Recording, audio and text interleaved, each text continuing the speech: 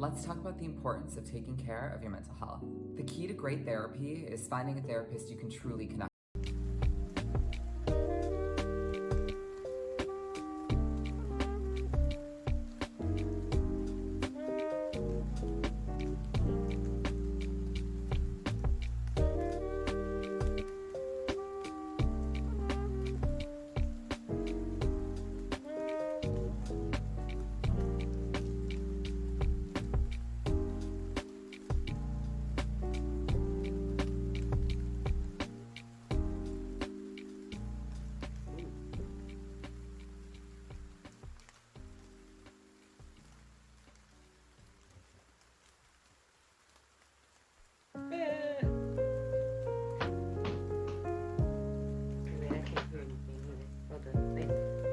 We haven't started yet.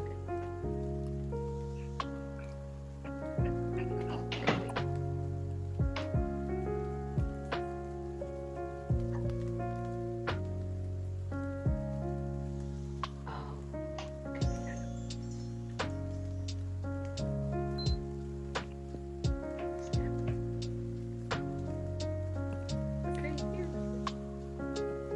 okay. There we go.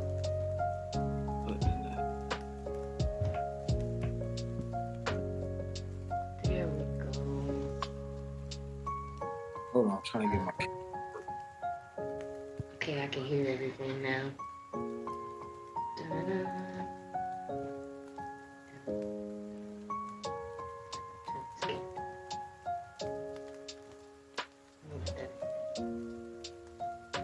Damn it.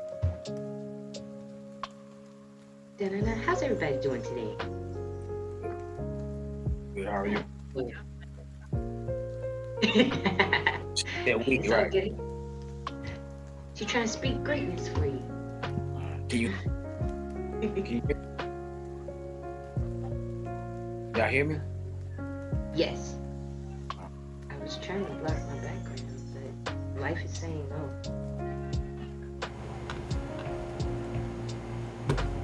That works for me.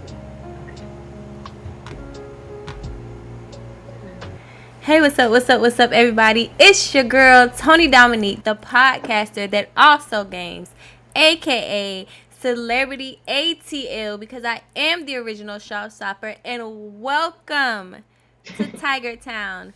And today we are here at the Pink Table Talk with Chai Booski and CJ Trowers. How are y'all doing today?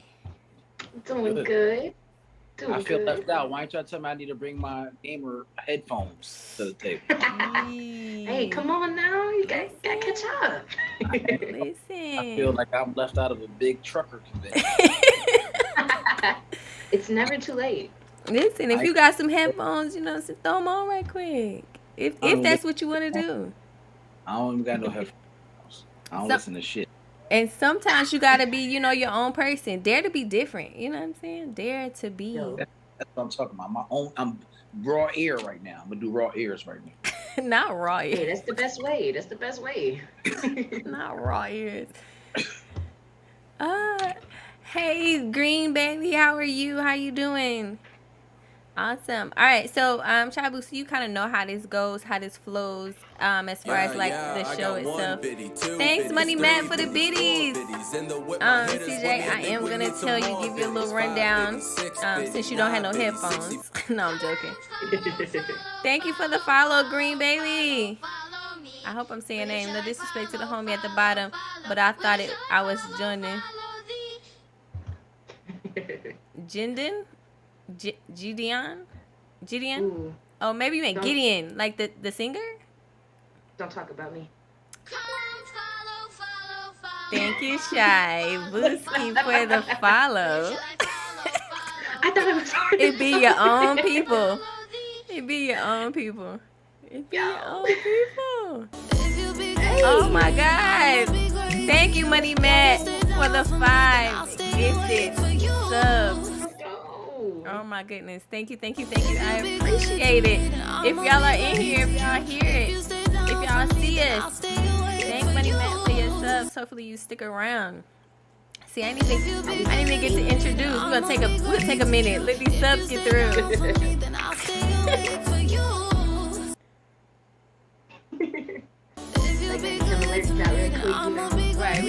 those right quick. Thank you. You came in swinging. Love it. If you be good to me, then I'ma be great to you. If you stay down for me, then I'll stay away for you. Okay. Surprise. Today, y'all get my streaming side. What's up? How y'all doing? How y'all feeling? All right, CJ, as you just witnessed, sometimes it can get a little crazy up in here. Since we are live on Twitch, the audience kind of can control the chat a little bit, can say what they need to say. They can comment. Hey, TNT Curls, welcome to the chat. They can ask questions. Yes, I'm on Zoom. I'm only on Zoom, so I didn't see. I'm not on the Twitch thing, but okay. Just let me know what they say. That's all. Oh yeah, that's what I was gonna tell you. I'll read out the comments. Most people don't have Twitch when I do interviews and stuff like that, so I just read out the comments. It's just what we do over here. I just happen to use Twitch as my streaming platform, but Zoom is the way that I interview.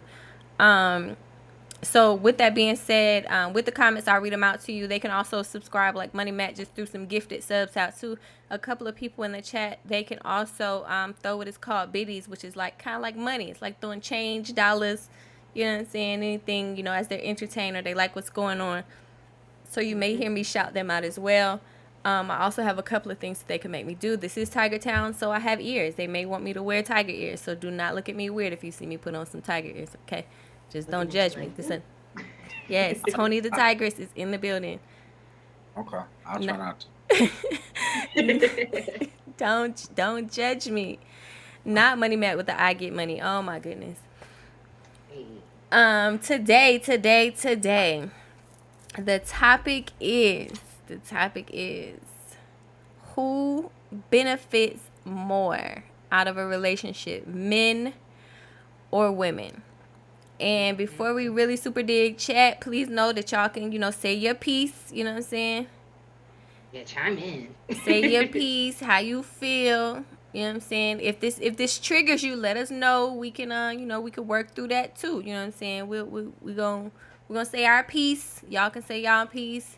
You know, tell a friend to tell a friend. Tell somebody to get in here. What they doing? They ain't even doing nothing today. It's Thursday. You don't do nothing on a Thursday. That was Tuesday. You turn up. Doing nothing. You doing nothing on a Thursday? Get in here. All right, so we're gonna start. When I reached out to both of you guys and you saw the topic, what was the first thing that came to your mind? Ladies first. I'll let you talk. Dang, I had a feeling you were gonna do that. Okay.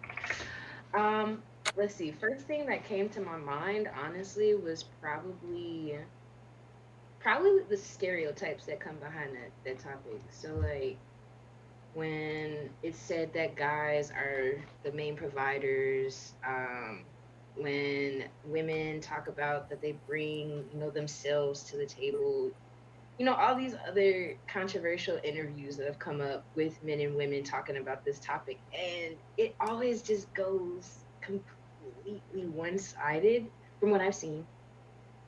And I will say I like to watch controversy too, so that also kind of adds into it. But at the end of the day, it's a controversial topic, honestly. So I feel like it depends upon, you know, like the type of relationship and all that jazz. But those are the first things that kind of popped up. Okay. For me, I said women. I didn't do all the deep provoking thought shit she just did. Okay. All right. I was some shit on behalf of dudes. It's probably gonna be unpopular. The chat's gonna light up. It is what it is. Women bet from it. Guys, we love y'all. We like being with y'all, but guys aren't sitting down like, oh my God, I can't wait to be with this last person for the rest of my life. We don't sit down and say that. It happens. And you give our heart, whoever we give our heart to, then sure, then we have no problem, you know, building and investing, all that kind of stuff. But women do, you know, you guys, we I always tell everybody, men are the first PPP loans. Okay? All right? we provide, we protect, we profess. That's what we do. So when we come in town, nigga know he need to provide for y'all, because if we don't, you're gonna find the next nigga who can. We know we need to be able to profess our love. If we don't, you're gonna find the next nigga that can. Okay. Thus, all right, and then we have to protect, because if y'all feel by any chance that we are weak, that we can't hold you down, you'll find the next nigga that can. So, therefore, that's my argument. Women, then. That's my case. All right. Well, tell us how you really feel. I respect it. Tell us how you really feel. Okay, and I'm gonna say, so the reason this topic hit me, not John with the big celeb Shibuski. John, chill out. All right, Money Matt, please. Oh my God. So there's a command where I could lose my glasses, and Money Matt wants me to be blind. Money Matt says I don't feel. Listen. He said you don't need to see anything. Right. Can't read none of the chat. Gonna be like, okay, I see words flying across the screen. I don't know what's going on. It's just white stuff. Just never mind. I'm not gonna go there. You know, I was about to catch it. Not going there. Money Man says, I don't feel about how my friend has treated me right. Now she just texts one word answers. I'm just gonna ignore her and not text her. All right, Money Man, I'm sorry you're going through some stuff with your friend. But the reason I came with this topic is because I was looking at a discussion on the good World Wide Web, because that's where we find out, that's where we get our information from sometimes, and we just see some stuff going down and you be like, wait a minute, let's talk about this, let's dig into this a little deeper. And the conversation was unfortunately, CJ, it was more so a woman saying that men benefit more, and of course she was talking to a guy, and these are the reason that hold on, Money Man, I'll do that for you in just a minute. These are the reasons that she felt that men benefit more. She said when it becomes to, currently right now, it's not really feasible for it to be men working and women at home. She was saying, so right now you're living with a lot of relationships where men and women are both working. And in those relationships where men and women are both working, they're both essentially paying some type of the bill. Either they're going half at this point, or the men may be paying the rent and the women are paying the bills. However they divvy up their finances for their household. But she was saying, along with that decision in life for them to split the bills, however, that the women are also now, okay, well, we're going to work, we're paying half the bills. Now we also are, cleaning the house, taking care of the kids, helping you guys with whatever avenues y'all need help with. If y'all need doctor's appointments, we're helping you with the doctor's appointment. If y'all are starting a business, if y'all entrepreneurs, we're in the background working as your administration. We are, the emotional support. We're doing extra stuff on the end. So yes, the men are maybe financially putting in their half, but they're not putting in the rest of the half, which is also taxing into as a job. You know what I'm saying? Taking care of a kid, that's a job. You know what I'm saying? It take work. Picking the kids up from daycare, taking the kids to their sporting events, doing all the other stuff. She's saying is the math ain't mathing and it's not balancing. So that's really the discussion I wanted to have today. John says men benefit more. Okay. Fresh Prince says men do. Hey, Breezy Gaming, how you doing? Hey, just got in. Definitely here to listen while I can. Thank you so much. Thank you. It was great meeting you this morning on your stream. So I'm glad you had the opportunity to jump in and have this conversation with us. Feel free to tap in on how you feel about anything. If you feel men benefit more, let us know why. If you feel women benefit more, let us know why. Prince, why do you feel men benefit more? And John, I don't know what side you on. You kind of left that open. Like you said, okay, but I don't know if you were saying like, duh, or yeah, right. You know what I'm saying? Okay could mean so many different things. Be like, I think he's doing one of those sarcasm, like, oh, okay. Right. Like, man? Okay. I think, because I've been in a situation before, I cook, I clean, I help do homework with the kids. I put them in the baths. I don't need you to do none of my administrative stuff because I'm an educated black man with a degree. I can do that myself. I don't need you to do that. I'm self-sufficient. I can cook, sew, iron, do all that kind of stuff like that. So I can do that. I appreciate the assistance in those things, right, as teammates. but I can do those myself. With it being said about helping pay bills, that whole I see a lot of that on social media. Women were like, oh, if you got a nigga that asks you to pay bills, he get rid of the dude. Like, I mean, where the fuck can you stay and not chip in and pay something somewhere?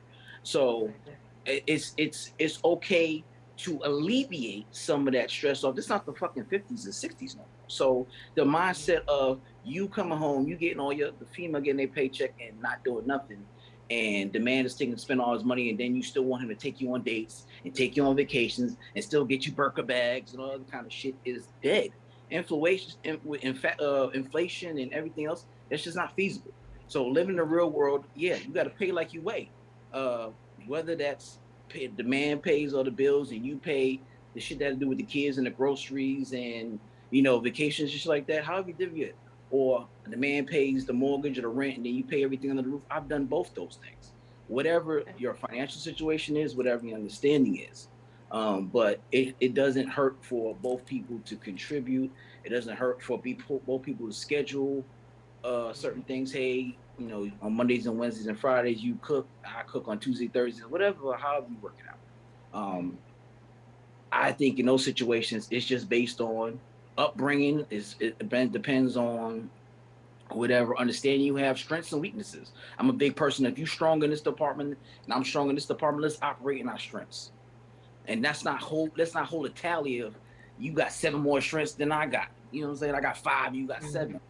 What's good for the collective situation? You know what I'm saying? If you better at cooking and cleaning, but I'm better at doing laundry and folding, then that's what I'm gonna rock at. If you better with helping with the kids with homework, then I'm gonna do the homework and you do whatever. Like, what can we do collectively for the whole situation that we can thrive as a household? So that's just my take on that. We got John in here with the scenario assumes that the man not doing none of the traditional womanly roles like cooking, cleaning, if his girl works too.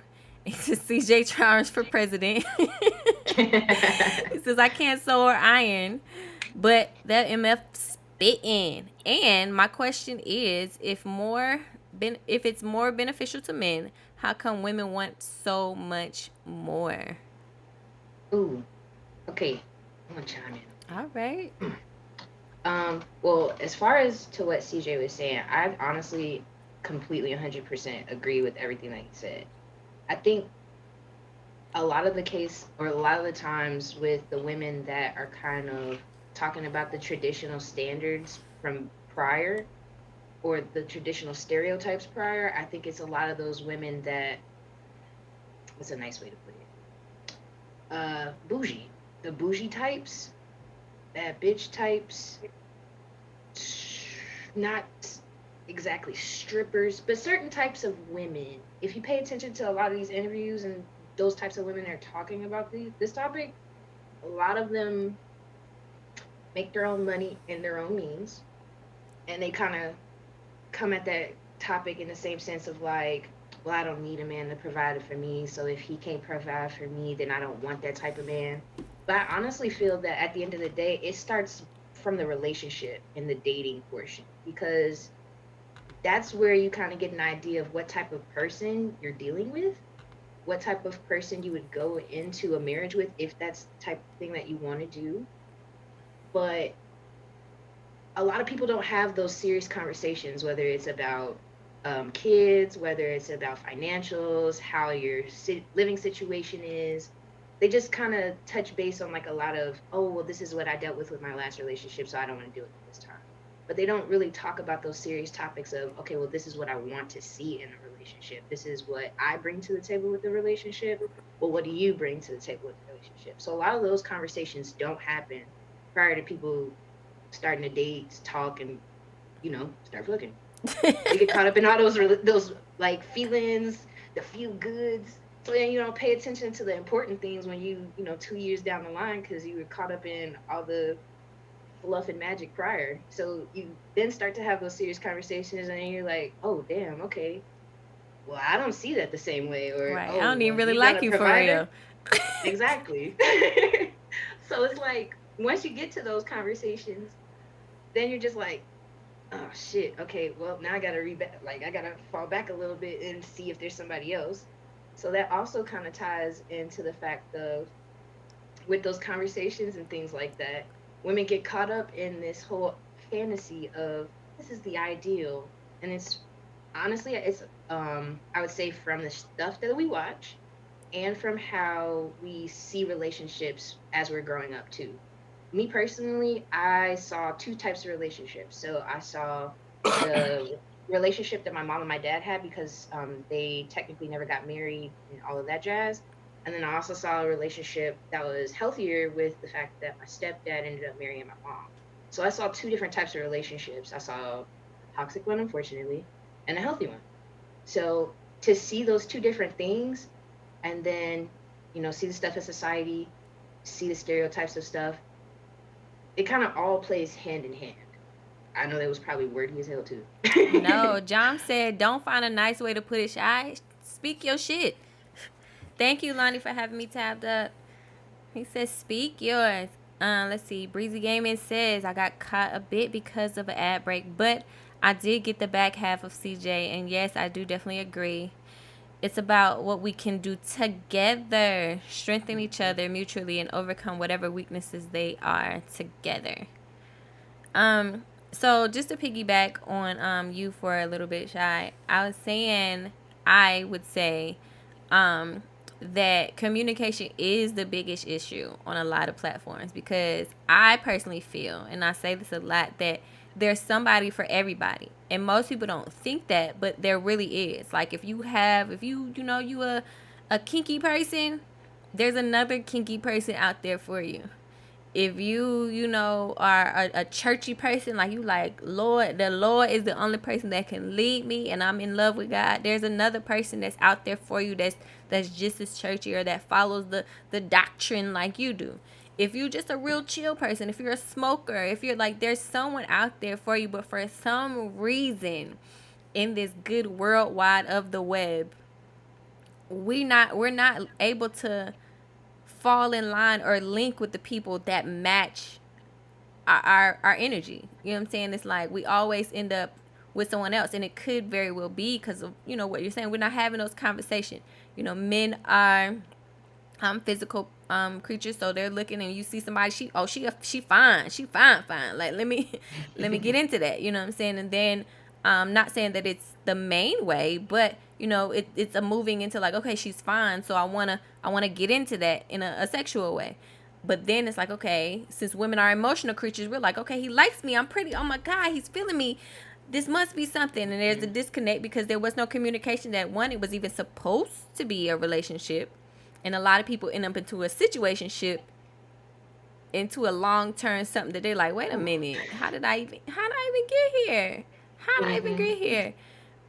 Breezy Game is, so I agree 100% with Shot. 1000% with Chai on how unrealistic portrayals of relationship in the media, mainly TV shows, etc., can drive faulty expectations. Gutter Green, I'm finna alert, but I think the issue is ego and understanding. Like, you can talk all you want, but if you're not trying to understand where other person's coming from, it doesn't matter. I can see that. Okay. I think that's understandable. I think part of relationships, or getting to a point where healthy relationships, is having uncomfortable conversation, right? Having a conversation that make you feel uneasy. You're like, you don't want to talk about that shit. Like your credit. Like, I work in a bank. You know how many times I see people come in the bank and one person's credit is shitty, the other one is great, and you be like, you sure you want to put this person's name on your account? Yeah. But you really want? I love her. I'm like, nigga, blink. Say help. Okay. You know what I'm saying? I'm like, all right. And then they come back months later, like, yo, he was right, blah, blah, blah. I know I was right. Like, yo, have these conversations. How do you manage money? How many kids you want? Shit. A woman that keep a clean house, I pay attention to that type of shit. First thing I look at is your car. Let me find your car is crazy looking. I'm like, your house is probably crazy looking, and you probably don't keep stuff down there clean either. So I see all that shit. Let me, I pay attention to time. Like, I don't like lateness. So you come in and you're not late on me, you don't go on a date or whatever. I pay attention to a lot of shit. So having realistic expectations, having conversations about whatever it is that is your, I don't want to say deal breakers, but I think we fucking such a sensitive society. We have 1,000 deal breakers that really isn't fucking deal breakers.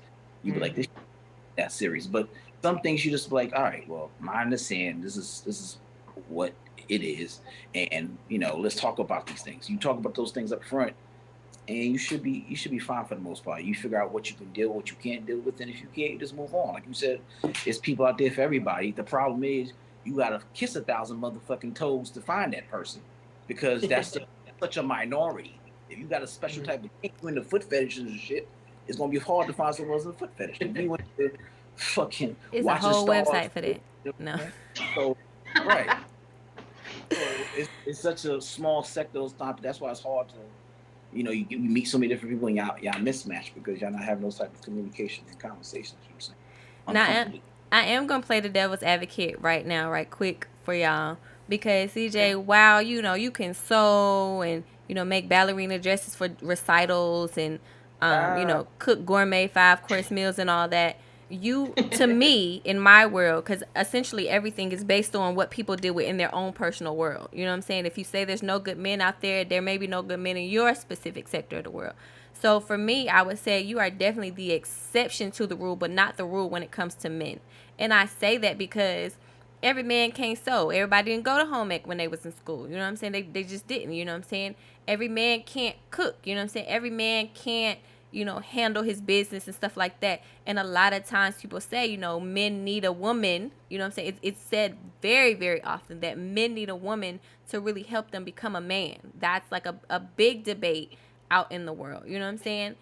And there's lots of men, tons, loads of men that are doing, not saying that they're doing bad. You know, they have their money and they're doing their job and they, you know, doing whatever, quote unquote, a traditional person, we're not going to say a man, we're going to say just a person is supposed to do as far as taking care of yourself responsibly, obviously paying your bills because you need somewhere to live, feeding yourself, whether that be, you know, door dashing or eating out or making your favorite pot of spaghetti. You know what I'm saying? I don't know why, but a lot of men that I know all know how to make spaghetti. Like that's like a main dish that everybody know how to make. Spaghetti. Everybody know how to It's make easy. spaghetti. If you can't make spaghetti, there's a problem. Everybody Chicken know how and to. spaghetti. You can't fuck neither one of them up. Those Yo, are main you'll be two surprised. things. And people messing up chicken. People are still messing up chicken. You know what I'm saying? It's, Yes. you see it all over the internet. Uncooked, overcooked. Chicken. Yo. Salmonella everywhere. Chicken is a maybe you can make that, but it's very rare to see anybody messing up spaghetti. But I say that to say, since you are the exception, there are a lot of people, a lot of women on the side dealing with the aspect of they're doing too much. And women are getting drained and we are getting frustrated because of the turn of events. You know what I'm saying? It's like, okay, well, women now want this special power. You know what I'm saying? We want to work. We want to be our own independent. First of all, whoever start feminist energy, mission, motion in life, fire them today, because not ever did I not Feminism ever is such a joke. not It's ever such did I a want joke. all this masculinity energy in my world. Like fire them today. But you know, there's a lot of people dealing with the opposite side of a man who can't do those things, and I feel like that's what the main issue comes from. Because when you think about the generation before us, your dad and your grandfather wasn't really doing no boss black boy joy stuff. You know what I'm saying? It's the millennials and Generation Z, you know, and those people, I assume, coming forward, that's really starting to be like, okay, well, men can do it too, women can do it too, kind of blurring those lines of what men and women roles are. But the generations before us that taught us, or that taught, that now we're teaching the kids after us, and on and on and on and on so far, that's where the conversation stemmed from, because they're the ones who taught us how to be in a relationship. Or like Shai was saying, you know, watching her mom and dad versus her stepmom and dad. You know what I'm saying? Those are the people who we saw, and they did not. You did not. I'm not going to say you didn't see your dad, but it's very rare that you saw the dad really cooking and cleaning, because I don't know your dad, so I don't want to put it to your dad personally, but, you know, cooking, cleaning. You saw them, and even in the representation in TV, like Breezy Gaming was saying, like the representation in TV. The mom comes home and they do the work and they do the this and they do the that, and the dad usually works, comes home, and either, you know, is chilling watching TV or waiting on the wife to finish whatever, you know, get home and cook and make sure the kids are good and all that good stuff. Like I won't say, while ideally we understand on this panel, we understand, but I won't say that it's not an actual issue that's real. And we got CJ with the guy CJ. This guy CJ knows what he's talking about, and Gutter Queen is right on that line too. You can want communication all day, but if you aren't willing to receive the message coming in, it definitely means nothing. Honesty, communication, and trust are the foundation. John took a college course on spaghetti. Y'all learn how to make spaghetti in college. Okay. I got a beautiful spaghetti making reel on IG. Delicious. Stop judging. Listen, make your spaghetti. And what you can make it turkey, you can make it vegan, you can make it beef, however you need to make your spaghetti, John. Make your spaghetti. And man needs a woman to become a man. I haven't heard that one actually. Listen, it's out there. It's out there. It's out there. It's out there, but I feel like that's also within like what your they doing too. Yeah, because I don't know. Like, I still feel I totally understand where you're coming from with what you just said, Tony. But I feel like it's still the other way, unfortunately. Like, and I also feel like it's because I've dealt with a lot of like good guys that have come into my life, whether it's been somebody I'm dating, talking to, or whether it's somebody that just becomes a friend. But I've had a lot of more grounded men that understand where they're coming from, understand what they bring, and then understand what they want from another woman. And then on the other spectrum, I've dealt with a lot of bullshit with women. And it's whether it's not even just in the sense of like brand new women. It's been women that I've been friends with for years, and then you start to grow up, be around other people, and then your ideals change, your personality changes and things like that. But I've dealt or seen at least more women that don't know how to cook, that go out to eat more than they do in the house. I've even dealt with some women that said they didn't know how to iron. And I was just like, that's a basic necessity. Like, I hate ironing, don't get me wrong. If I can cut a corner, I will. But at the same time, it's not like I don't know how to do it. It's just some things that foundational wise, you just don't see in some places. And again, I still can't say it's 100%, but just a lot of the stuff that I'm seeing and coming across with people now. I still got, women that know how to cook and stuff like that. But at the end of the day, I'm just seeing a lot more of the other spectrum in comparison. I also will say that it's contributed as far as regional for me, too, because I grew up in Chicago, but I became an adult in Atlanta. In Chicago, Southside wise, there's a lot of jokes and stuff that talk about, oh, it's, it's not safe, blah, blah, blah. But a lot of the things that people miss is how much of a community the South Side of Chicago was growing up. Not within the last 5 to 7 years, but there are certain things that you were taught around the community and not just in your household, whether you went to church, whether you went to school, whether you were hanging out with friends and stuff. Certain types of communities that, the whole saying of it takes a community to raise a child. I experienced that, and learning those certain foundational things like guys opening the door or letting women walk first in some instances, walking on the outside of the sidewalk so that way they're not on the street side, little stuff like that. I've seen the difference in how people were raised up north in Chicago in comparison to down south. And I'm not saying people don't have manners and things like that, but that kind of also still ties into that same concept of those foundational things that are necessities within relationships. Like, if you aren't taught certain things, then you're not going to think anything of it when someone else is bringing it to the table. Like, I've had conversations with people and they're like, oh, well, just because you can wash clothes and you can cook, I can pay somebody to go do that. Some people really genuinely don't see the value in that like they used to either. So it's like one of those rock and a hard place things, because on one end you can see a whole bunch of people, men or women, that have those foundational things, have that basic necessities that you need. And then you have the other spectrum where you see people that are like, well, I don't need all that foundation. If I got money, then I got everything. So it's like that back and forth kind of thing, 50-50. All right, y'all. Money Matt redeemed to take off my glasses, so I gotta put it the screen like real big on this side so I can read this chat for y'all. Money Matt, if you're in here, you got 5 minutes of me with no glasses on, y'all. What does taking off the glasses got to do with the conversation? I don't know. I don't know, Y'all. y'all. And I can't, like, I legit can't see, so I'm gonna be like, he throwing handicaps. Like, what are we doing? We throwing loops. Listen. Now I can't see at all. So I'm gonna be like real struggling. All right, we got some stuff in the chat that I gotta read. Like, it's crazy. It's madness. Okay, we got Gutter Green saying, "LOL. I think it depends. My dad took care of all the things. Took care of our doctor's appointment, making sure we were good in school, and worked while my mom did most of the working since she made more money." Here go John. Yes, disagree. Disagree right now. Oh my God. Gutter Queen said, I also think there's culture differences too. Lil Wayne wasn't lying when he said women lie, men lie. Let me see. Oh, okay. John said she put aside her childish Chicago ways. I guess that's for you, Sean. What? When she became an Atlanta adult. Not an Atlanta adult. I cannot.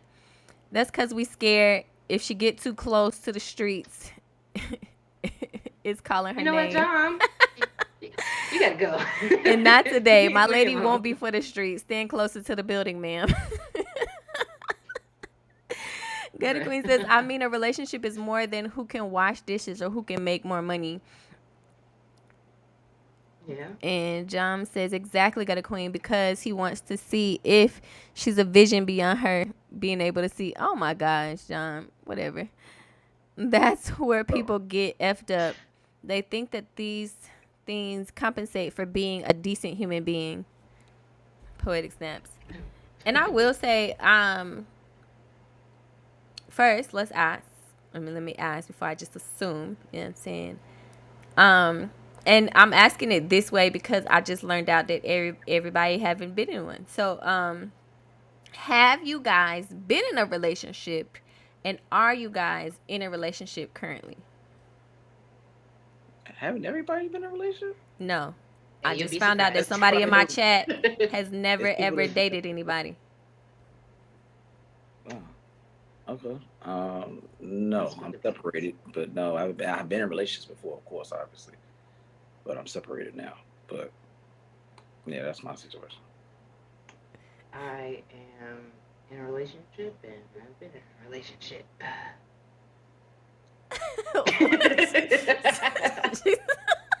Not everybody knows. That's why I was saying it like that. I was like, she said like. Yeah, Tony just put you all on Black Front Street right there, right? No, I did not, because if it's an understanding between her and her partner, her and her partner, she could have said anything she wanted. You know what I'm saying? She could have been like, you know, my relationship is what it is. It's complicated. I'm not. You know what I'm saying? There's a lot of people that be like, I'm not in a relationship, and they go home and be like, hey, babe. You know what I'm saying? It happens. Right. It happens. Right. Oh, my God. Not with John saying Chai confirms. Where's the horn? John, stop. Leave me alone. I want to Gutter said she's been in there for 12 years, but she considered him first serious relationship. Oh. Okay. John, stop the madness. He said it's a relationship. Oh shit, big celebs. Clips for later. Oh my gosh. John, stop the madness. Leave her alone. Let her be great. Go ahead, CJ. I'm sorry. The chat is wild. So something a little bit off of what Shai said and the other young lady in the chat. I think, like she said, it is of course we're from regional and somewhat cultural. So I'm from New York, right? So if you ever dealt with someone in New York or whatever, we are outspoken, a little upfront. Some people say we're rude, we're aggressive, so on and so forth. But we cool. I think once you get to know us, we really cool people. The women up there are a lot more independent, a lot more outspoken. They are not in need of you opening the door. They're not in need of you to do a lot of to pull out the chair for them, a lot of stuff. Part of the reason is fuck, we got trains. We don't niggas ain't driving cars, even this shit anyway. So the train opens up the door. The conductor does that for you. He's a gentleman. Thank you. I'll let you go first. That's about it. But outside of that, I had to learn coming to the South, moving to the South when I came out to go to college, that's what the expectation is, opening the door or pulling out your chair, because I easily would get in the car and I'd be looking at you like, fuck you doing? You want to get in the car? Or you know, what are we doing? So I had to learn those type of things, meeting your parents and asking for them, going on a date and all, meeting your brother and all that kind of shit. We ain't doing that shit. Second off, my parents are Panamanian, right? They're Hispanic. My dad knows the things that I know. He was one of the people that's adamant about my mom. My grandmother was adamant about me, making sure that I know the things I know, so I'm not dependent on any woman. The things my mom did for my dad was more of I want to do these things because he's my husband. I'm honoring my husband and representing my husband. But if she wasn't around and my mom went on a trip, went somewhere, my dad easily can do those same things that I was talking about, the cooking, the cleaning, the sewing, or whatever. So I used to get a lot of things from women when I'd be dating. I'm like, oh, everybody can't be as submissive as your mom. Blah, blah, blah. I'm like, yo, y'all playing like submissive shit is whack. Like, that's what kept the household together until my dad passed away. But they was married 25, 26 years and together for 36, right? With that same model, and they was best friends. Like, my mom and my dad didn't want to go anywhere without each other. My dad would hang out with his boys, like, can my wife come? No, this is just for the fellas. All right, cool. So my mom, same thing. Like, they was close. You know what I'm saying? So when I get in a relationship, I think of the friendship first, but the things that she did was submissive in a level of respect and honor of the man she's with. You know what I'm saying? So it's easy for her to do it. He didn't have to ask her to do it. You know what I'm saying? It wasn't like an expectation. It's just something that happened. So I see that type of healthy, loving, they very affectionate, loving. I come to the table looking for some of those things, and if I don't say it up front, I get disappointed later on down the line because they may not have been raised that way. They may not have seen those type of things. So I've had moments where I'd be like, well, fuck, I ain't getting those type of things. Even though I could do that, I would like some of these things done, but it's not like, I'm holding you to the fire. Like, oh my God, if you don't do something, you out of here. It would be nice if we could do that, because if I'm holding things down on my end and doing the things that you want, providing and taking care of the bills, it would be very nice if you can cook and bring my plate and whatever else it is. That would be cool, because that's if the love language stuff, acts of service for men and women is a form of love, right? For me, that's my words of affirmation first, acts of service second. So I want to be told that I'm a good guy. I appreciate what you do, babe. You look so handsome. Nigga, I run through the wall for you once I figure that type of shit. You know what I'm saying? Just let me know that the things I do isn't in vain. And then when if I fall short, then pick me up or whatever, bring me, like I said, plate of food, rub my back, just let me know, shit like that. So, I think that's what's missing. That submissive word gets so construed and get people so upset in a frenzy that they don't want to know how it's not a taboo type thing. It could be beneficial to both parties, and you can maximize the most out of somebody. Because everybody in my household know my mom had the power. That wasn't my dad. My mom was smart enough to let my father feel in his manhood, not challenge him any form way, that he was making decisions, and all she was doing was fucking orchestrating the shit from the back. Because if we wanted something done, we go to my mother. My dad was like, why you never asked me? We don't know. We asked my mother. My mother said, I got you. What you want to do, karate? I got you. And she'll go make my father's favorite dinner, come outside with some lingerie, whatever it is, and tell us to go to bed. And it's a wrap. We got karate that weekend. Listen, your mom for president. Let's listen to your mom. All right. Your mom for president. Let me have a sit down. We need to bring her to the table. Where's she at? Yo. Chaz, oh my God, welcome to the chat. He said, damn, no notification, that's racist. Listen, I don't know. Twitch has something against me sometimes. I don't know. I'm not a big celeb like y'all. I don't get notifications. Don't start that. Gutta says, at the end of the day, do what's best for you. Everybody want to say this is the quote unquote right way to be in a relationship, but not respecting the folks that move differently. Oh my goodness, I can't read. Sorry, but not respecting the folks that move differently. Yeah. There you go. John couldn't beat me. Yes, Gutta Queen. Hey, this nigga spitting. The guys like you in the chat, CJ. They feel like they done voted you for president. I be saying the real shit, man. Oh my goodness. I mean, hey, I see no wrong yet. Listen. So, I mean, I hear, again, devil's advocate, because that's what I'm here for. I hear all of that, but again, I still somehow feel that I already swapped over child for president. Oh my goodness. I hear all of that, but again, a lot of times from what I'm seeing, and this is not necessarily from my own experience, but from what I'm seeing and the people that I know in my circle, that again is the exception, not necessarily the rule in my bubble of world.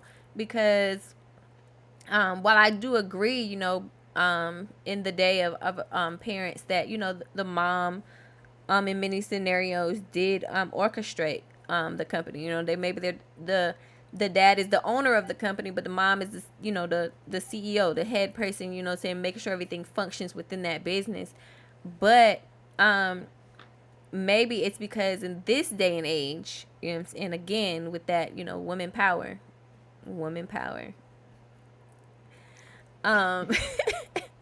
With the women power and women wanting more roles or more things or more masculine roles. Again, whoever decided that women should be manly. Hey, me too, right? Get to the curse, goddamn. Watch what you ask for. Whoever decided. Wait, now I don't even think it's the me too. I think it's just the fact that they're trying societally, like, not let you view women as women anymore. Okay, so I don't want to get too much into politics, but you know how they've been get into it.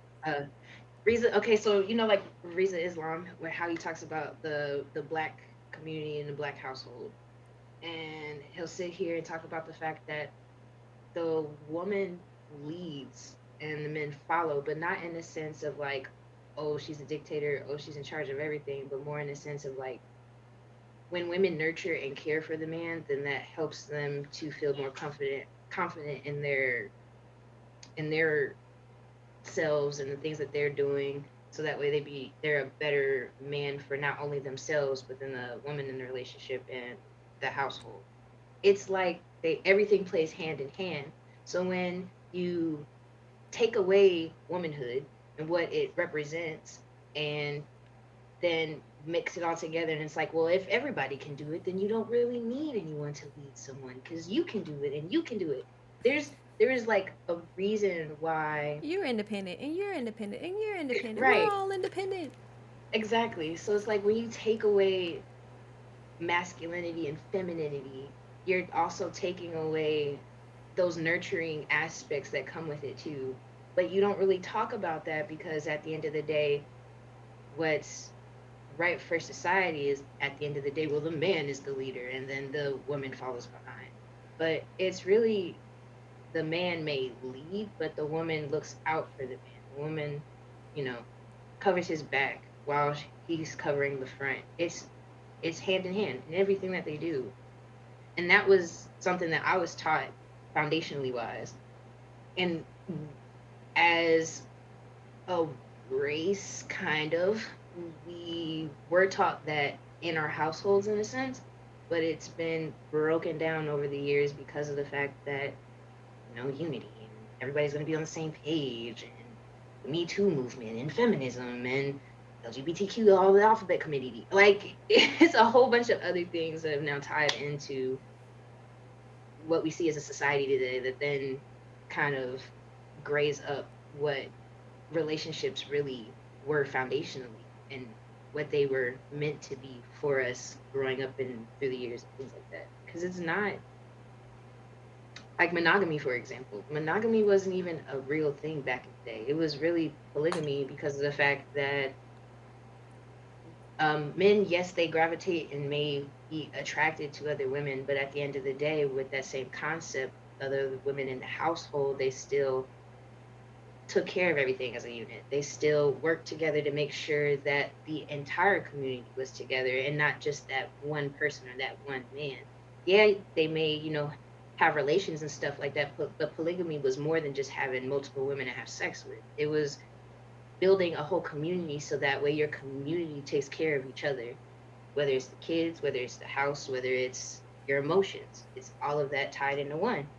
But, over the years and all that other stuff with everything in between, you already know what I'm talking about.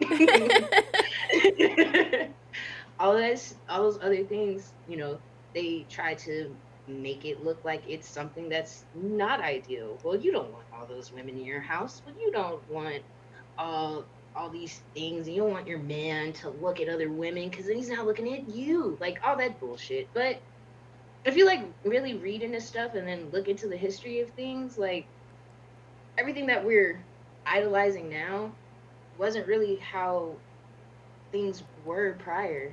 So I feel like that's why we're struggling so much, because we don't pay attention to where we came from.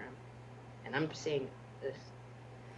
So I want to ask a question to kind of dig into that a little bit. Hey, Star, welcome to the chat.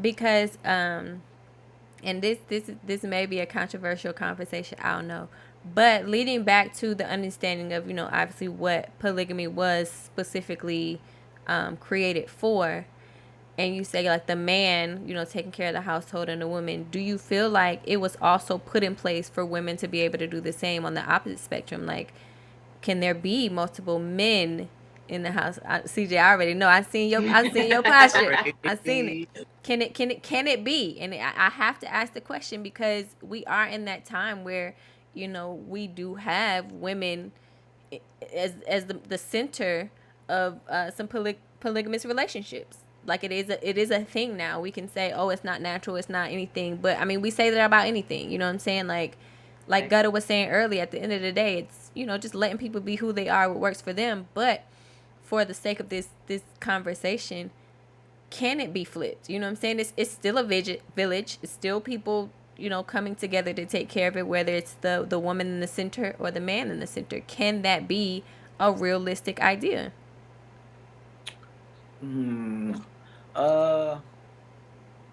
So I watched a documentary on Netflix about this, and all the things that Shai was saying is correct. Men are hunter-gatherers, right? That's more of our DNA. Doesn't make us. We're just different than women in that percent. We can look at a woman or be intimate with another woman and have a woman at home that we completely love, and it doesn't affect us in any shape, form, or fashion. Because women have more. Not all women. I'm not going to put it generalized, but I'm going to say the majority. When they give themselves, their bodies to a man, is more emotional attachment than it's required for us to have. So it's easier for us to be with a female and not have to give up ourselves emotionally like that. We can detach ourselves because it's more of an act than something that's deeper, unless it's someone we give our heart to. So in that sense, it's easier for a guy to do it. In the documentary, it was saying it's harder for women to do that, with the woman having multiple guys, because back then the issue was, well, if you get pregnant, it wasn't a paternity test, who's the father? Who gets figure out who the dad is? Everybody the daddy. Right. So that's back then when niggas is under huts and whatever it is, they'll kill a whole village because now everybody's claiming the baby, and there was no real way to know who the baby is till he come out and he got the big forehead or the nose or whatever it is. With the guy, being with multiple women, we know he is the father, but he has to be able to provide for him, like you said, be able to protect them, be able to provide the things that's necessary for those women to survive and give the sense of community. So I know women now who have multiple guys in that polygamy life. I know guys who have that, and it's to each his own. Me per se, I can't share my lady with no guy. I'm not rotisserie my lady with nobody. Not rotisserie. Oh, that's what I'm thinking about. I'm high-fiving this dude. I got the front, you got the back. No, I'm thinking I'm cool. And you know what? Not... You saying that reminds me of the interview Trick Daddy did when he was saying, you know, he okay with his lady being out there or whatever. Those his boyfriend-in-laws. Yeah, Trick Daddy's an idiot. I saw interview. I saw it. I wanted to punch him right in his loop. It's crazy. Oh, shut the hell up. His boyfriend, when he said boyfriend-in-laws, I hit the floor. Like, whoa, hold on now, sir. It says, I mean, there are African societies that model this, if I remember correctly. But what if it's that way because women are conditioned that way? I can see that too. Conditioned in what way? Which way? Which way, Gutta? Conditioned which way? She wasn't specific. I don't want to. But the men, you know, either monogamy. How were they conditioned? I think she's talking about polygamy. Oh, I mean, I think y'all conditioned into monogamy. I think y'all sold on the idea of getting a big old fat wedding ring. If the nigga don't get you a big ring, he don't love you as much. So now this nigga has pressure to go out and buy the biggest diamond. Because I be seeing women wear these rings, and I be thinking, man, what did this nigga have to do to get this big ass ring for him to show that he love her? Ain't different than anything else. And even if you look back at the time when people got married, no one wore rings. Like no one was wearing diamond rings. It was, we are married. We don't need no paper. We don't need nobody at the wedding. None of that shit. We didn't have no big old diamonds. Diamonds was a thing of the coal mine era where niggas couldn't figure out what the fuck to do with all this goddamn coal. Oh, you know what? We're gonna tell these women that diamonds is a girl's best friend because we need to get rid of this shit. And y'all fell for that.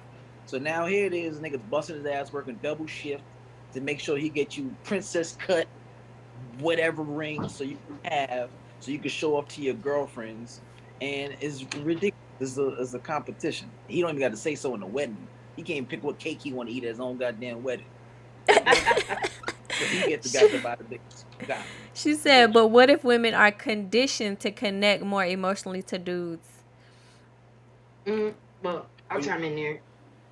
Oh, did you have some? No, I'm just like, how can you be conditioned to? All right, go ahead. I think she's trying to say like how we're conditioned into monogamy, and I kind of get that, but at the same time, it's scientifically proven that we're more emotional than guys, whether we're in a relationship or not, whether we're black, white, Asian, Hispanic. It's scientifically proven that women have more emotions than men. Now, whether you learn to cut off your emotions or whether you learn to put emotions into different things, then that's a little different. But unfortunately, at the end of the day, we're naturally more emotional. It sucks, but that sucks. Also, yeah, sucks. That also ties back into estrogen though too. It's literally an estrogen and testosterone type of thing. So I will say, scientific. I read into a lot of this too, so I'm not just like spewing shit. But like women that have more testosterone than your average woman, they tend to not have as many emotions as women. That also kind of trails into like periods and all that jazz too. But yeah, science can definitely come into play when it comes to relationships, how you think about things and how you feel about things. But you know, people don't always pay attention to that when they're having these conversations, because they're just like, well, this is how I feel, and at the end of the day, because I feel this way, you're gonna feel this way too. I want to kind of roll the clock back a little bit, because CJ, you had mentioned a little bit about kind of tapping into love languages and how, you know, you like words of affirmation, you like to be told that, you know, you're doing good and, you know, they appreciate you and all that good stuff. And Gutter Queen says, is it emotions? I mean, I'm sorry, just mid sentence. Yeah, I'm crazy. Is it emotions? I mean, I've seen how mad guys can get when it's his favorite sports. And John says, women are the cups. Too many people pouring into that. They fill quick and they get spewing emotions everywhere and not built to handle it. Gutter Queen says, women are just better at expressing it, but I don't think one is more than the other. Okay, so Gutter, are you saying that both people are emotional? Is that where we're going with that? I mean, I'm not saying that men aren't emotional. It's when just our hearts is involved. Yeah. I just said that. When our hearts is involved, then yeah, absolutely. Yeah. Because like the first thing we think of when your woman when a woman cheats on you, the first thing the guy thinks of is she has to really like this nigga. He has to love, and then we think of all the faces you making when you fucking him. So those are two things that. Gosh. That was y'all be thinking No, about. dead ass. I'm speaking. Yeah. I'm being really honest right now. The two things that come to guys, she must really like this nigga and feeling this dude. And what the fuck kind of faces and shit was she moaning for? Was it like we think of all through the visual? Because we visual people, we visualize that. That's the shit that destroys us. That's where the emotion comes. Yeah. But if you just some chick I'm smashing, I have no feelings for, have at it. Give them hell at it. It's my turn. That's all it is. So, oh my goodness. okay, let me get back to what I was originally gonna ask about the love languages and all that good stuff. And I would say for when it comes to love languages and a need to either be showered with gifts or feel the words of affirmation, I am a firm believer, and it's only my belief, it's my personal belief that when it comes to your quote unquote love language, it's directly based on how you were or weren't loved when you was a child. You know what I'm saying? Like I hear, with a lot of people like, okay, well, I need gifts. When you dig into some of their childhood, it's like, okay, either their one parent wasn't there and that's how they showed that they were there. They would just buy them stuff, you know what I'm saying? Buy. So then it's like, okay, well, my mom wasn't there. My dad worked too much, but we had all these gifts, we had anything and everything we want. They just wasn't there. So my love language is gifts. Or you have people where they either weren't told at all, like, nobody told me like I was doing good, or I had a really hard childhood. So then it's like those type of people need like a lot of reassurance on like, hey, you're doing good, you're really appreciated, we like, or kids that were bullied, need a lot of word type of love reassurance. But that, again, that's just my theory when I talk to people and then I ask them. Thank you, Zeph. I appreciate you. Thank you for the follow. Good follow. Thank you. So, ADHD is a mug. But so when I said all that to say with the whole love and needing to be loved and how you need to be loved, that could play the biggest role when we're, thinking about how we're supposed to move in our love. You know what I'm saying? It's like, okay, when you look at your childhood, when you look at and it doesn't necessarily even have to be directly your parents. You know what I'm saying? Sometimes it's your aunt and uncle. Sometimes it's your grandma and your grandfather, whoever you spent the most time, I don't want to say idolizing or assuming that that's how you want your relationship to look. I feel like those have the most impact on who we are today and how we teach our children going forward. Yeah. I would say whether you like see it as far as wanting to mold your relationship like that, or whether it's like these are the things I don't want in my relationship, you just kind of get an idea either way. Jam says, I'm multilingual just like IRL. I can speak and like to be spoken to in all those languages. And then Gutter says it's probably gonna be hella late, but I just don't think it's fair to say that women are more emotional than men because both sides experience emotions. They just place it in different things. Jam says, I think. What does that mean? For Gutter, I think it's I can kind of understand what Gutter is saying, because I do believe that men are emotional too, but it is redirected in certain avenues. Like I know that, sexually maybe, if someone, like you said, if someone's sleeping with somebody, the visual aspects that go through your mind are what takes you a toll. But there are men out there that can be really emotional in relationships. You know what I'm saying? There are men out there who are dealing with but I think most of that is dealing with some type of trauma in life, type of rejection they had to, or giving their original heart to, that first love or whatever, and it, ended badly, or that unfortunately, they were molested and just didn't realize it, and then it's all coming up 20 years later because they done stuffed it down. But I wouldn't say men aren't completely emotional, but like Shai was saying, it's less, very much less emotional. Women, we just overly emotional, be wilding out here sometimes. To the point where, have y'all seen the TikToks where Some women that are either bisexual or lesbians are saying like, yo, I hope I wasn't like this when I was a woman, because women are crazy. Like I'm stopping it. I don't want to date women no more just because I'm in it and I'm in these relationships and I'm dealing with what women are dealing with or what men are dealing with.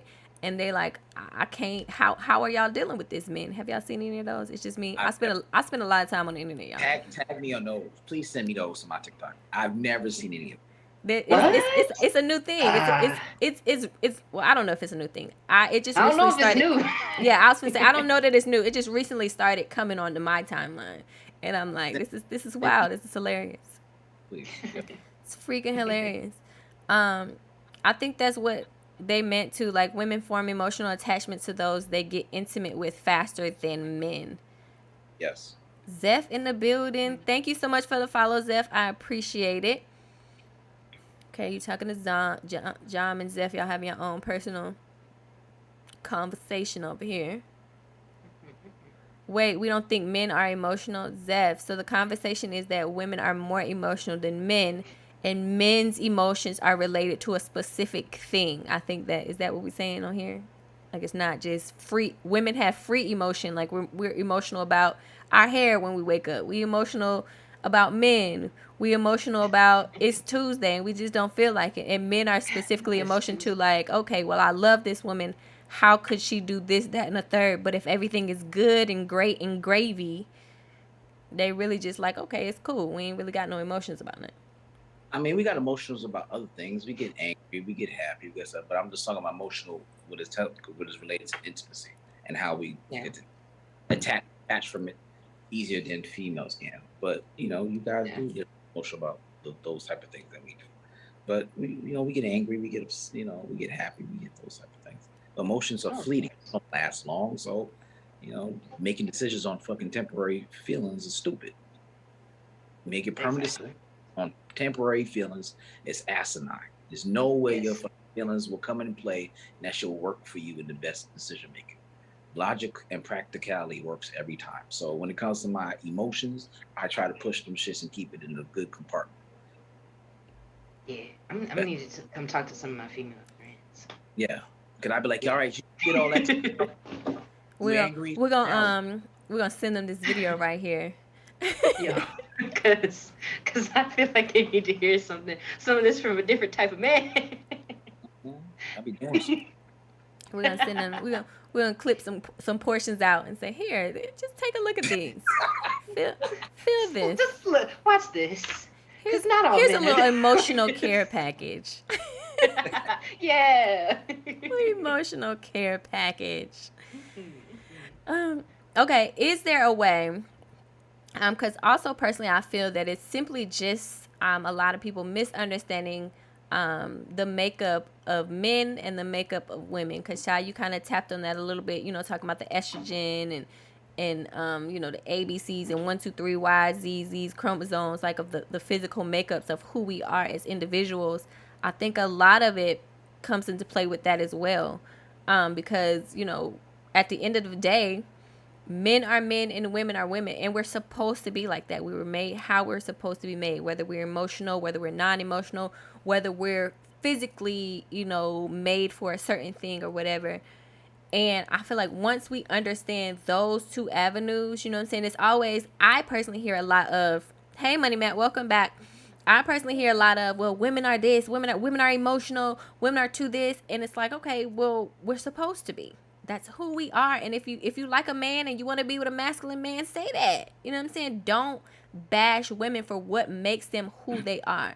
And men, they don't really care about nothing. They don't do this, they don't do that. When they are the, natural makeup and nature of who a man is, whether it's, they've been, bred and built to, be the leader of the household, work, do whatever it is that, men are told to do over line and line and line.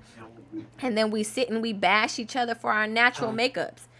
And then that could be societal. Like Chai said, they want women to be more masculine and then nobody needs anybody. And then we all just sitting here, just a bunch of little one-offs, not having those type of connections and builds and things that bring us together, because the goal is to separate families and separate people and just have everybody asexual. I don't know.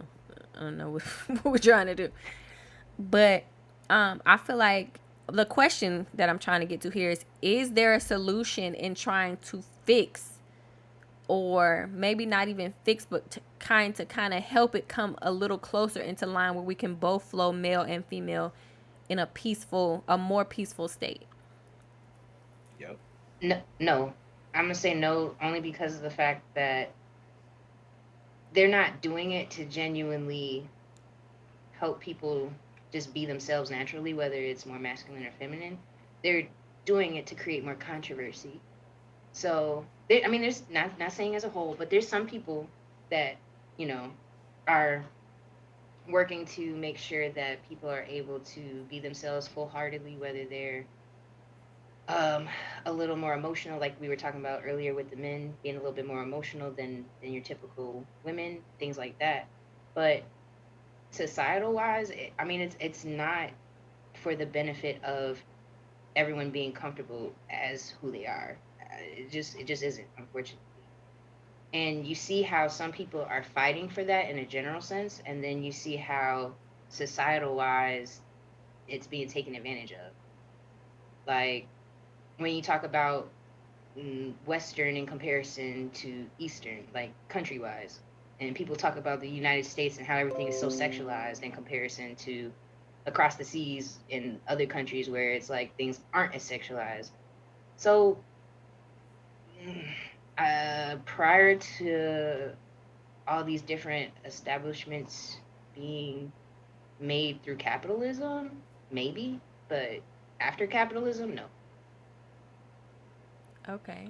That's my 2 cents. Ask the question again for me, Tony. I'm sorry.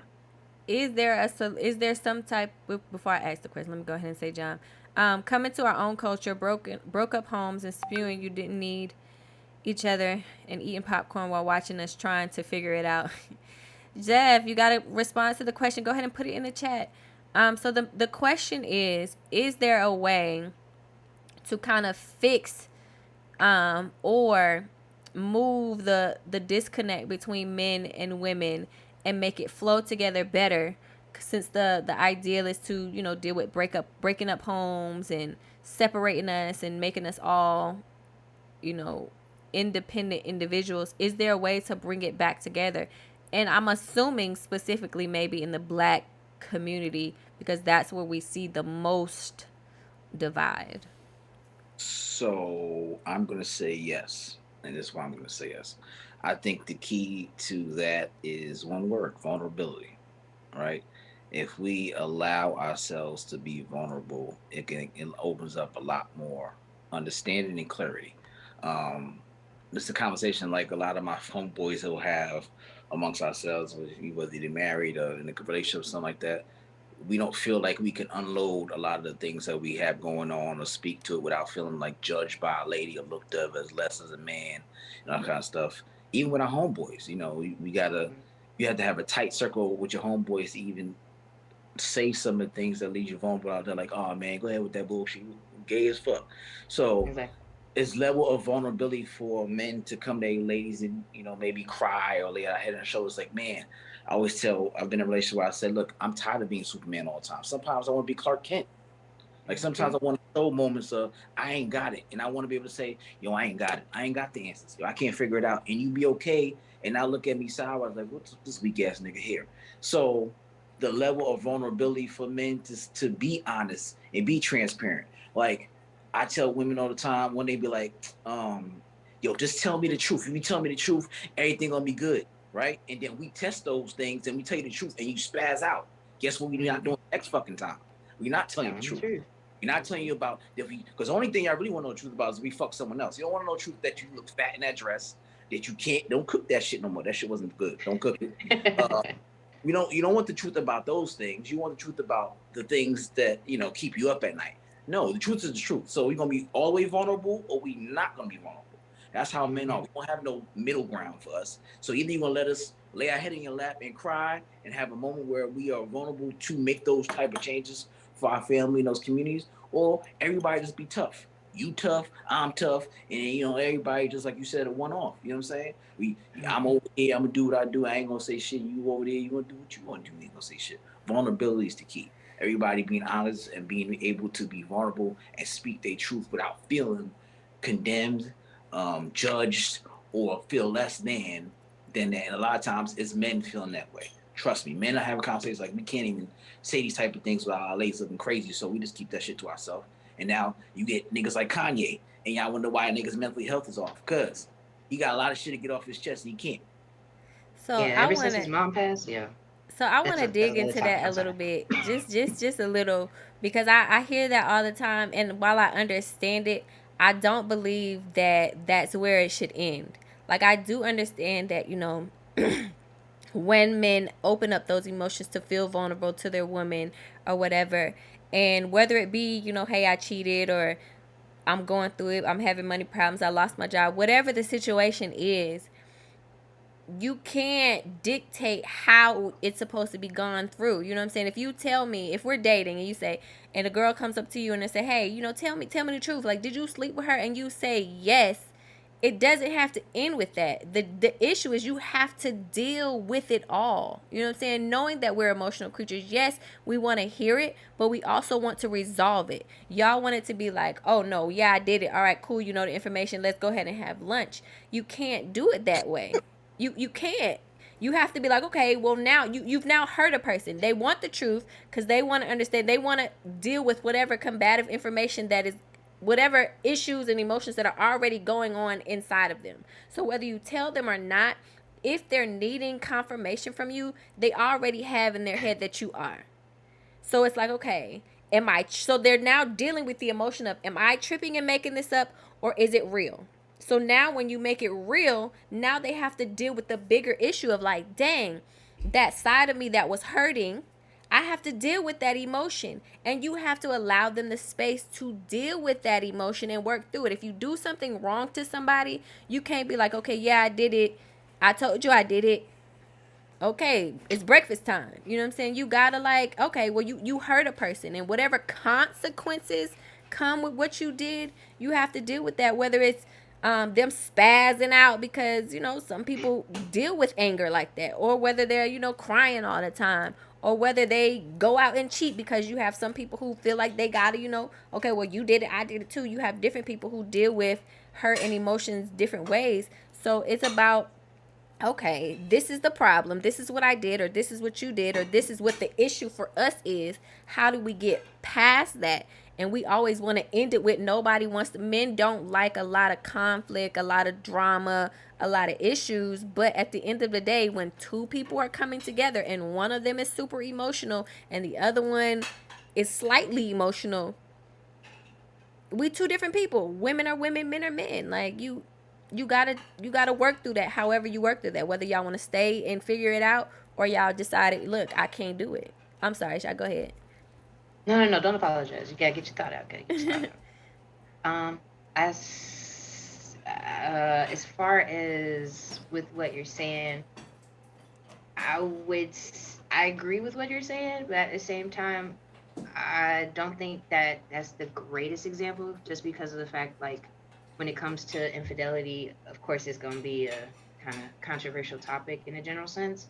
But when I would say, like, when you talk about vulnerability in the sense of just everyday trials and tribulations, so, you know, dealing with stress and stuff at work, dealing with family members and not being able to talk with them and things like that like you used to, and then that kind of hurts you at the heart and you want to express yourself that way. I think in what CJ was saying, as far as men being vulnerable, I think that is like a honestly big factor as why sometimes we have these issues in relationships, because it's taught that men are supposed to be solid, men are supposed to be a rock. So if you getting emotional and you crying, then you crumbling, then you breaking down, and you're not that solid piece that you're supposed to be. So if we were taught more on how to express our emotions in a healthy way, so that way it's not looked down upon just because of the fact that you're being open and vulnerable. And of course, in the Black community, it's taught that, you know, you don't cry, period. Like, you don't get emotional. And I would say even with women too, in some sense, you don't need to show all those emotions, because at the end of the day, you're supposed to be that Black girl, that big Right. Like, Yeah. it's being Right. taught for us now, like, what are emotions? Like, you're not supposed to be like that. So when everyone else around you is kind of talking to you like that, and then when you are personally dealing with other types of emotions that don't align with that, then it's kind of like, okay, well, am I less of a person because I'm not, following what I've been told? Am I not as strong as I'm supposed to be because I'm being vulnerable or because I'm opening up? And I think if people were taught more that emotions still make you a whole person, just because you hurt doesn't mean that you're broken. I think if that was taught more as a conglomerate, then it wouldn't be so hard to be vulnerable in relationships. Because if you're vulnerable, if you're taught and you learn to be vulnerable, like with your parents and things like that, the people that you feel safe with and you feel comfortable with, when you go into a relationship with somebody else, then it's not as hard to do it because you have that foundation and it's something that you've learned, and now you just take that with you into other relationships. And it doesn't even have to be like a sexual relationship. It could be friendships and stuff too, like how CJ was saying, sometimes in your friend groups you can't even be vulnerable. So I think that's something that is a foundation thing that we need to start teaching more in our households. And once that starts to happen, then I think it'd be easier for us to start having those conversations and being more open. All right. Zeph says, honestly, just respect one another. It really starts on an individual level. We are all living in the same world, and many of us aren't happy because everyone else is quote unquote fake. But then we go here and be fake ourselves. Honestly, if we're just trying to be more honest with ourselves and other people, then yeah, we can get along better. Yes, John, I do want lunch, but let's deal with the problem at hand. And breakfast and the most important meal of the day. I'm thinking of you. Oh my God, John, I cannot. Come on, John. I think even I think even if a woman says, "Yeah, show me your emotions," subconsciously when a man does break down, they lose some form of respect for the guy, especially if it hasn't already built a super strong foundation already. Zeph says, I agree with CJ that dudes should be stronger emotionally. Expanding on that, just might not need to show it, but being strong enough to handle yours and others is a show of I think, strength. So I wanna so there's two parts to what I was trying to say, Jai. And the first part is the cheating aspect, the hurt part. Like okay. when you're dealing with some type of hurt, because one of the things he said was about, if I slept with the other women. So that's the part that I kind of honed in on specifically, is like when you're Okay. dealing with hurting someone, you have to deal with what comes with that. It's not on a I hurt you, my bad, let's move on. It's a if she gets upset, if she gets emotional, if she leaves you, whatever he or she, and that's on the opposite end too. A woman telling a man, whatever the people in the relationship do because you hurt them, you have to deal with that emotion. Now on the other side of, just simply telling them like, babe, I'm just not mentally here today, or you you deal with some specific trauma that just randomly popped up on a Tuesday, because at the end of the day we don't even know some of our traumas until something random that may have never happened to us before triggers us, and now we're like, what the heck, where this come from? You know what I'm saying? I ain't never felt this before, but here it is Tuesday and my boss done told me about tomatoes, and now all of a sudden I'm in a bad mood and you just don't know why. Like when you're dealing with that all depends on the character of person that you decide to be with, and conversations, because both parties need to be open to a good conversation. Yes, Zeph, triggered on a Tuesday. It's a thing. But both people needs to be adult enough to deal with the conversation, understand that, okay, this man here has some stuff in his life prior to me. This woman here has some stuff in their life prior to me.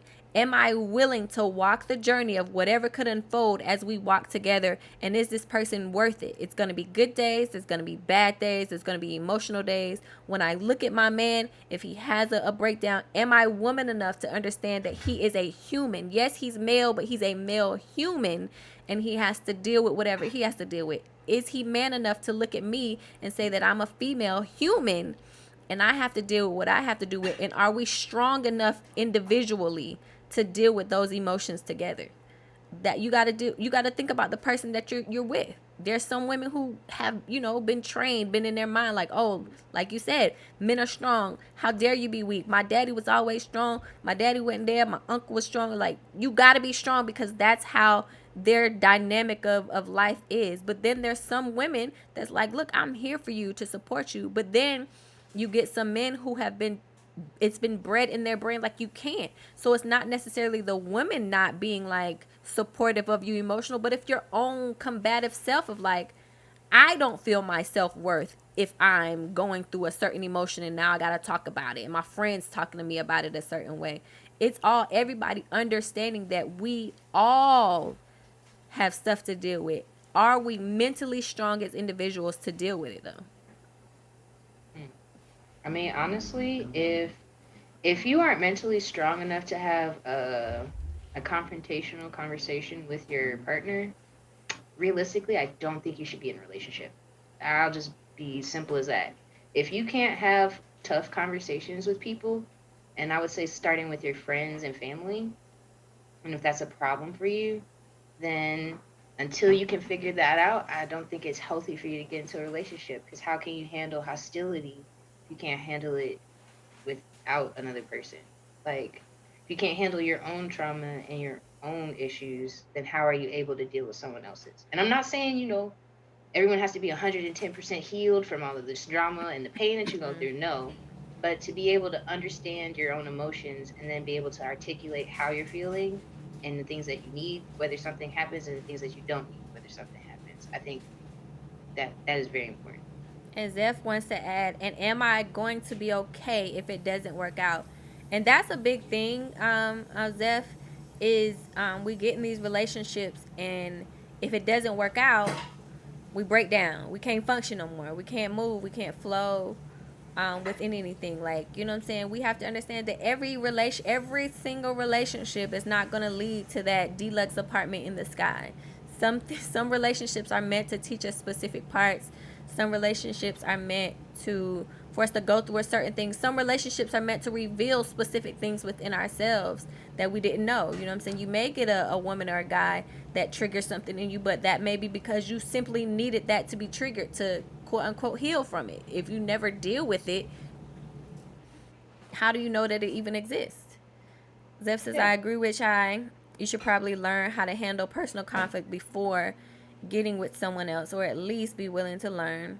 Job says, right, like saying, see, it didn't work out. I knew it shouldn't have been honest and open. And it's like, bruh, you still got to deal with the consequences of being honest and open. Yeah, I can see that. Because it's like some people piggyback on the fact of, well, I did what they asked, and now because of that, then all the shit fell through. And it's like, no, you did what they asked, and at the end of the day, maybe their response wasn't what you expected, but how do you deal with it? But I think another thing too, it also comes into play with how much of your emotions go into the other person that you're in a relationship with too. So if someone's more invested than the other and something happens and one person is mad at the other person, you know, sometimes if someone cares more than the other, then someone will put in more effort than the other person. And then over a course of time, you may see that difference too. Like, oh, well, I care about you more because I'm going out of my way to do the little things, to say the little things, and show you the little things. And then on the other end, the other person's like, well, you know, I care about you, so, you know, I bought you lunch. Or, you know, I took you out the other day. So I think the levels of appreciation and how much you care is a factor as well, if that makes sense. Absolutely. Absolutely. Yeah. I believe in going to therapy, right? I've been going to therapy over 12 years. It's very therapeutic, at least twice a month. It gives me ability to have someone bounce ideas off of that's totally neutral to me, that doesn't know me in that space. With that being said, one of the things I learned is you can choose your actions, but you can't choose the consequences of those actions, right? So whatever I do, I have an understanding, good, bad, or indifferent, whatever consequences come with those actions, I'm fully aware of, and I accept those with full accountability. I teach my children the same thing. This is what it is. So I fully grasp what you were saying about, being vulnerable and telling the woman things. You got to deal with those emotions. You do. You just got to deal. If she decides to leave, you decides to not. Sometimes we, as men, I love how you say we just want to walk away and have breakfast the next day and all that kind of stuff and just act like it never happened. I think we want to come to a resolution just as much as you do. I think the problem is when it becomes a lingering thing, right? So I've had moments where I wasn't, completely faithful in the situation, and then I bring it up or I say something about it. Now I fucking have food in the refrigerator and I tuck the food away. It's like, oh, you tucked the chicken away just like how you did about the relationship. You lied about that. Like that. Damn, everything falls back to this damn one situation. You know what I'm saying? Like, you didn't tell me about your cookie. Like, you didn't tell about it's the lingering, a side effect to it. So for men to be like, I'm going to have to deal with this shit forever. We understand the consequences. The consequences should not be a forever type of thing. This shit should have a goddamn statute of limitation, okay? At some point, we let it go. So we not sure, we necessarily may not want to deal with it, but we understand that we have to. We just don't want to be bashed over the head and hung on a cross for it forever. You know what I'm saying? That's more of the like. So if we know that's going to be, it's between you finding out the truth or me telling you the truth, we'll take our chances 50-50. You fucking find out and worry about it later.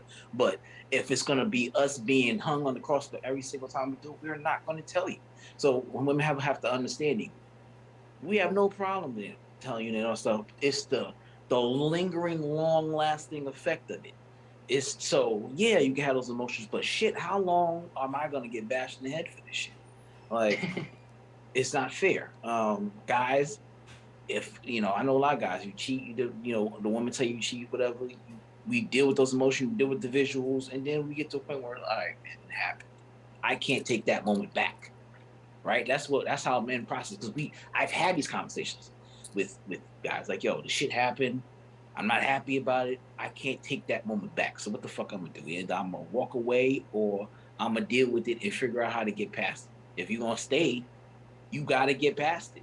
If you're not going to stay, then go. It's the same reason when I have homegirls that are like, I'm going to go through his phone and I'm going to go through his emails. Are you planning to leave? Well, no. Leave the fucking phone alone.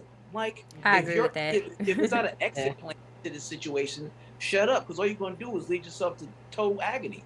Why the fuck sit there and agonize yourself for some shit because you're women intuition? If you don't have an exit plan, sit your ass down and go back and do what you've been doing. I agree with that.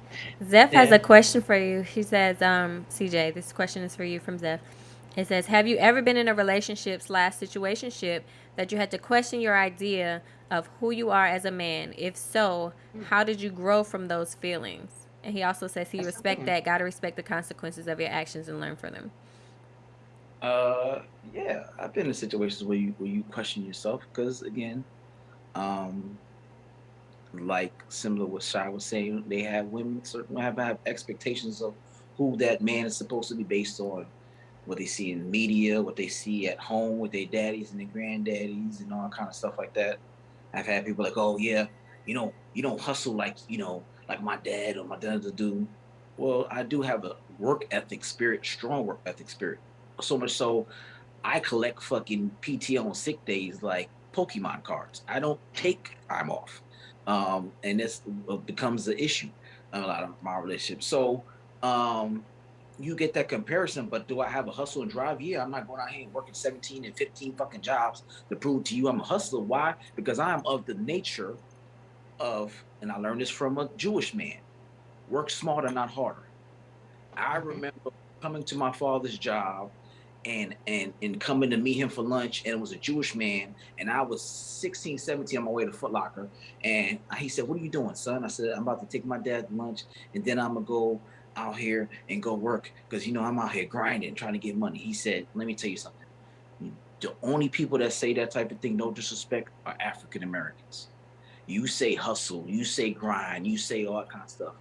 You're better than that, all right? You don't have to do those type of things. Anything that requires you to work multiple jobs and do those type of things is a lifestyle you don't need.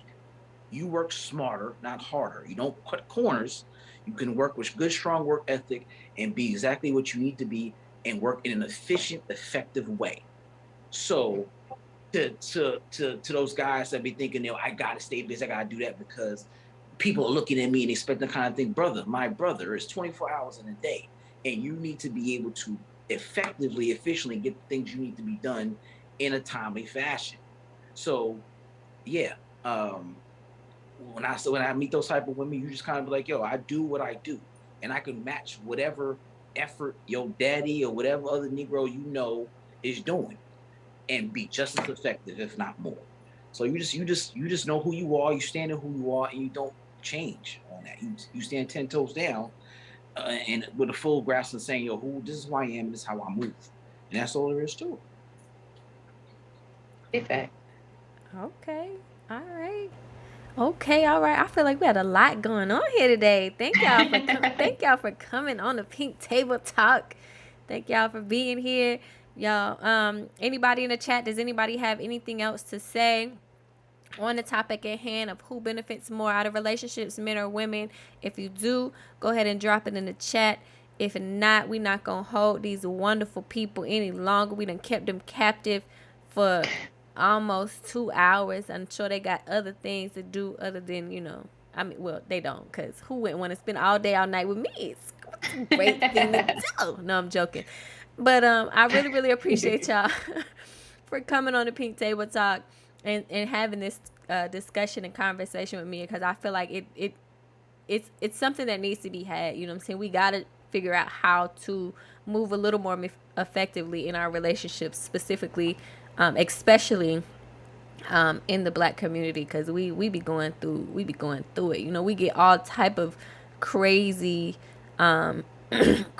information. Like, we get crazy information on our men need to be working super hard till they can't even breathe anymore, till it's killing them, to the point of I saw a little clip of the differences between a white household teaching their child how to move successful further in life versus a Black community. You have the Black mom telling her daughter, no, you're out of school, you need to specifically find a job in your major, and you got to do it this way, you got to start work. And then you have the white family saying, the son is like, I really don't know what I want to do, I'm confused, I feel really stressed because I don't know, I feel unprepared. And his parents are telling him, you're not supposed to, you're young, you know what I'm saying, figure it out, you know what I'm saying, while you're young. Like, you have a major, yeah, that's cool, but it's a lot of adults out here who haven't figured out what they're doing at the age of 20, 30, 40. They're still, and there's people that's changing. Whatever you did in college is not always true that you're doing it in your 30s and 40s. So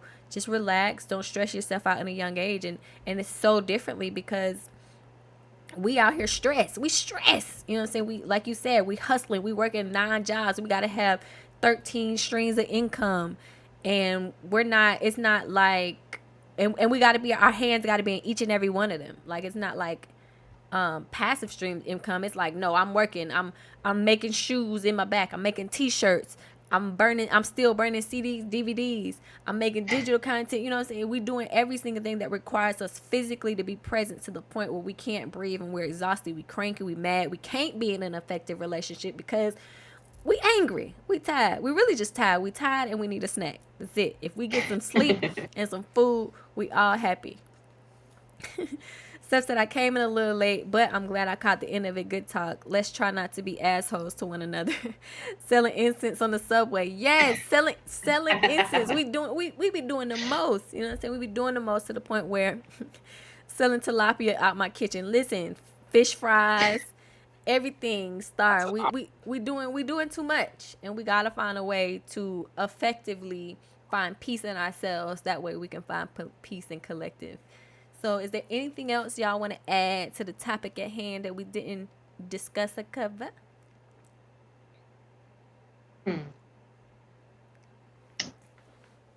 I would just say, at the end of the day, for our POC, move in love and peace and respect. Because I feel right now those are probably the 3 main foundational things that we need in our communities that would help to bring the other things that we've been talking about through a full circle.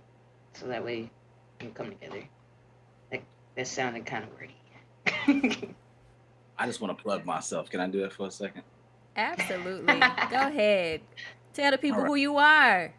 I am comedian CJ Trowers. You can find me on Facebook, comedian CJ Trowers, Instagram, CJ Trowers Comedy, TikTok, comedian _CJ Trowers, YouTube, comedian CJ Trowers, and you can buy my content on sharezo.com. Tons of stand up, all that good stuff. You know what I'm saying? I'm out here in these streets. All right, Chai Boosie, go ahead and promote yourself, this beautiful content creator. I am Chai Booski on all social medias. I'm a variety streamer and cosplayer, and I also dabble in graphic design. If you need logos, if you need websites, if you need some random cartoon or some random anime character to pull up on you, I am your girl. I got you. Or if you need a host, I also do that too. Zeph says, oh, cosplay, you say. Yes. And those who don't know, if you're new to the chat, I am Tony Dominique. I'm a radio personality, a streamer, content creator, actress, and future cosplayer. Y'all stay tuned. Got some big things planned, okay? Y'all can catch me at Dragon Con doing media, running around these streets, coming in. Y'all can also catch me at AW. Yes, I'm going to be there. Sorry. I got my media pass. I'm in the building. Y'all can also see me at AWA as well. I'll be at both. Yeah, listen, Zeph, I'm a hustler. I just said it. I'm one of the hustlers. I'm selling incense and tilapia, doing it all. Doing it all. But I really appreciate y'all. Okay, wait a minute, CJ, what we doing? Sorry. I got after a while, my body was like, nigga, He said, I'm hot. Let me what we doing? make sure y'all see I'm out here. I'm right here shirtless. I mean, I'm here just for y'all. Oh man, I thought this was finna go to like Pink Table Talk after dark. This is OnlyFans hour. This is OnlyFans time. Oh my God, you was about to get on Demon Time. I was like, what's happening here? Hey, throw your link in the chat. Not start with the OnlyFans.com/CJ Trowers.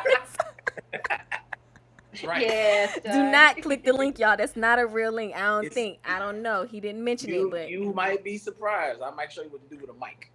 Zeph said showing off for the women. This dude. Listen, I didn't know. I was like, wait a minute. I had to pause. I got distracted. All I saw was stuff lifting. You know what I'm saying? Whoa. It was second nature. My body was like, I'm time to get undressed. Demon time. But again, thank y'all so much for coming on. Y'all have a wonderful, great night. Thank everybody who participated in the chat, all the lurkers lurking in the background, everybody who showed up and showed out. Y'all are terrific. Y'all have been wonderful. Okay, bye. Bye.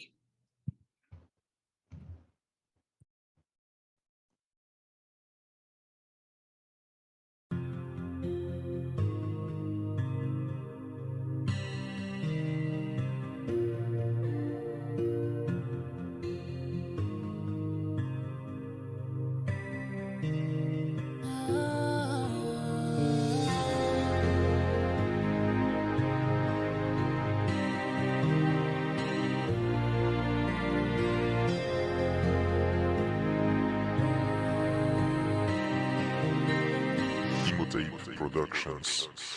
They say everything a girl will ever need, she will find inside her backyard. And everything in the world will be so easy, then we gon' and make it so hard. I go to the church, bootlegger, and one corner store. Ain't got nowhere else to go, so I don't ask for more. But when I lay my head at night, I feel like I'm living my best damn life. 'Cause just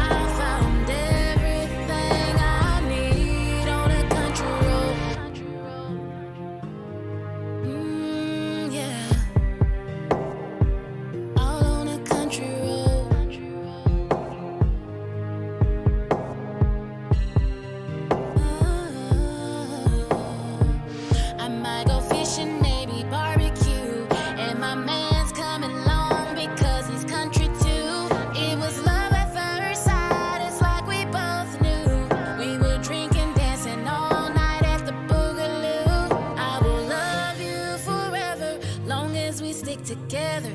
You, me, and the kids will make it through whatever. We're built for tough, make it through stormy weather. Home